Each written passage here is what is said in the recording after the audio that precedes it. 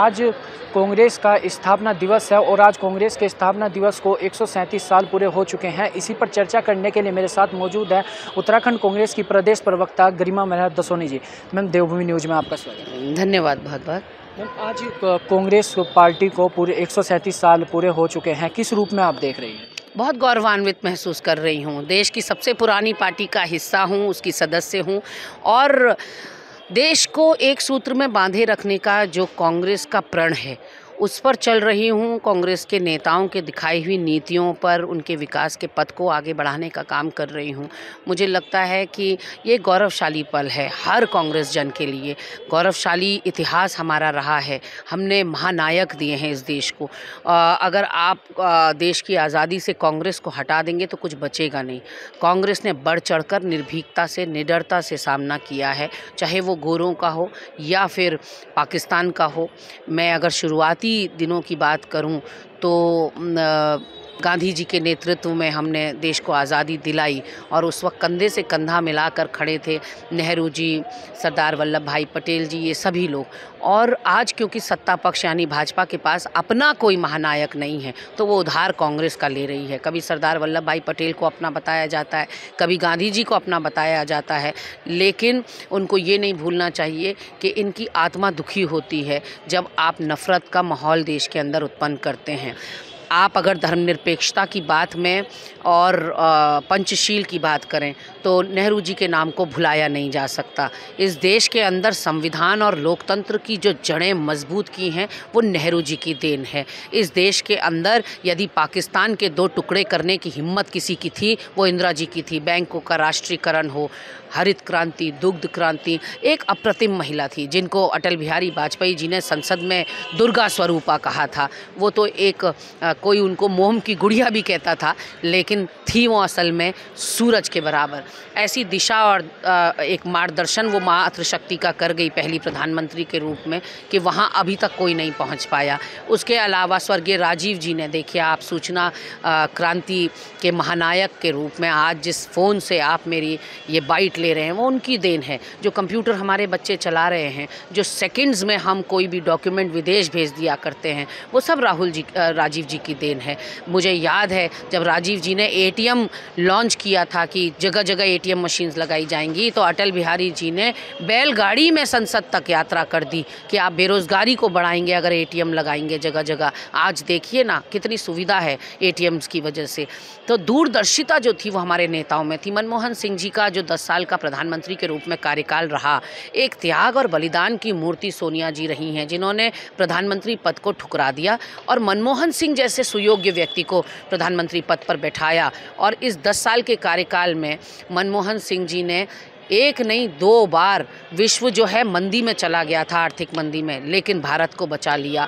ऐसे में अब राहुल जी और प्रियंका जी उस टॉर्च को आगे बढ़ा रहे हैं। वो इस देश को एक सूत्र में बांधने का काम कर रहे हैं। देखिए, जब पौधा आप अपने हाथों से लगाते हैं तो जब वो मरने लगता है, जब वो मुरझाने लगता है तो दर्द भी सबसे ज़्यादा आपको होता है। उसी पौधे को सींचने का काम आज राहुल जी और प्रियंका जी कर रहे हैं। मैम, आपने लगातार कांग्रेस पार्टी की उपलब्धियां गिनाई है।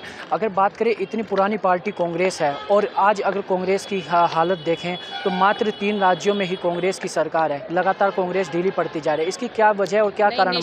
निश्चित मुझे लगता है कि रात लंबी हो गई है कांग्रेस के लिए।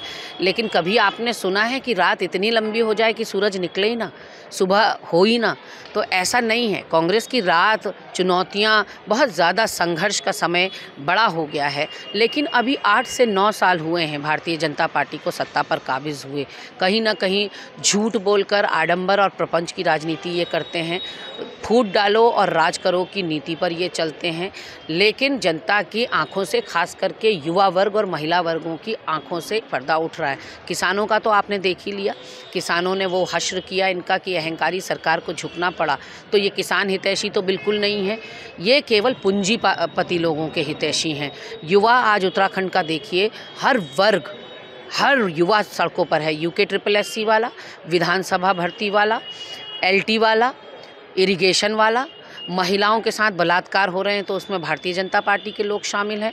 महंगाई और बेरोज़गारी इतना अपने चरम पर है कि लोगों पर से भारतीय जनता पार्टी का जो पर्दा है वो धीरे धीरे ही सही लेकिन उठ रहा है। और इनका भाषण इनका शासन है, ये लोगों के समझ में आ गया कि भाषण बहुत खूबसूरत होते हैं भारतीय जनता पार्टी के।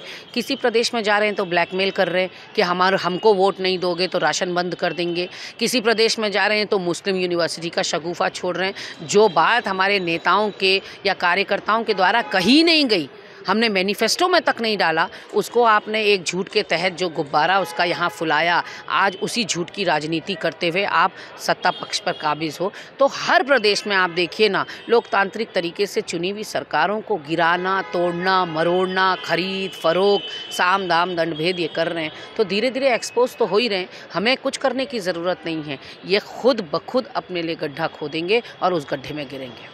मैम, अगर हम लगातार देखें चुनाव के दरमियान भी कांग्रेस में जो गुटबाजी को लेकर लगातार कांग्रेस चर्चाओं में रहती है और विपक्ष भी लगातार कांग्रेस पर सवाल खड़े करता रहता है, तो क्या आपको कांग्रेस पार्टी में जो गुटबाजी लगातार देखने को मिलती है उसके बारे में आप क्या कहें? नहीं, बिल्कुल नहीं, मुझे नहीं लगता कि कोई गुटबाजी कांग्रेस में है। ये है कि हमारा छोटा सा छेद भी बहुत बड़ा दिखाई पड़ता है। भारतीय जनता पार्टी के बराबर 36 का आंकड़ा आज की तारीख में जो चल रहा है वो कहीं नहीं है। त्रिवेंद्र खुद अपनी सरकार पर सवाल उठा रहे हैं, तीरथ अपनी सरकार के लिए कह रहे हैं 20% कमीशन बढ़ गया है। त्रिवेंद्र जी कह रहे हैं गैरसैंण का रुख नहीं किया तो जनता के संग बेईमानी होगी। नार्को टेस्ट के मामले में, वीआईपी के मामले में सब दो फाड़ हो रखे हैं। प्रेमचंद अग्रवाल विधानसभा में कहते हैं वीआईपी था ही नहीं, वो तो कमरे का नाम था।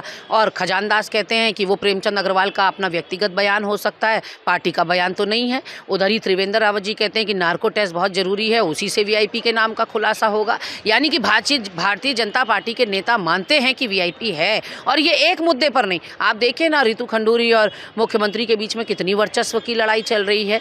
आप नेता तो छोड़िए, भारतीय जनता पार्टी ने आज तक इस प्रदेश को जितने मुख्यमंत्री दिए हैं वो मुख्यमंत्री कभी एक मंच पे मुझे दिखा दीजिए, तो आप जो कहेंगे मैं राजनीति छोड़ने को तैयार हूँ। ये थी हमारे साथ कांग्रेस की प्रदेश प्रवक्ता गरिमा मेहरा दसोनी, और साफ तौर पर इन्होंने जो भी इनसे सवाल किए गए सभी सवालों पर अपना विचार व्यक्त किया है। देखते रहिए देहरादून से देवभूमि न्यूज़ के लिए अरुण सैनी की रिपोर्ट।